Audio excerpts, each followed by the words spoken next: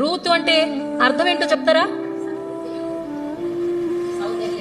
సౌందర్యము, స్నేహము, సహవాసము, సంతృప్తి, తడిసిన, ఇలాంటి ఎన్నో మీనింగ్స్ ఈమె పేరుకున్నాయి. రేవా హీబ్రూ యొక్క మూల పదము రేవా అనేటువంటి పదంలో నుండి ఈ యొక్క పేరును తీశారు. కాబట్టి ఆ పదానికి ఉన్న అర్థం ఏంటంటే సంతృప్తి, తడిసిన, స్నేహము, సహవాసము, సౌందర్యం, ఈ అర్థాలన్నీ కూడా మనము పెట్టుకోవచ్చు. ఎంతో చక్కటి అర్థము రూతు పేరుకుంది. కానీ ఆమె జీవితంలోనే ఏమి లేదు, తడిసిన స్థితి ఉందా? తేమ కూడా లేదు కదండి, అవునా కాదా చెప్పాలి మీరు? ఉందా? లేదు. ఆమె జీవితము ఒక ఎండిన ఎడారి వంటిదిగా అయిపోయింది, ఒక ఎండిపోయిన భూమిలాగా, ఎండిన పొలము వంటిదిగా అయిపోయింది.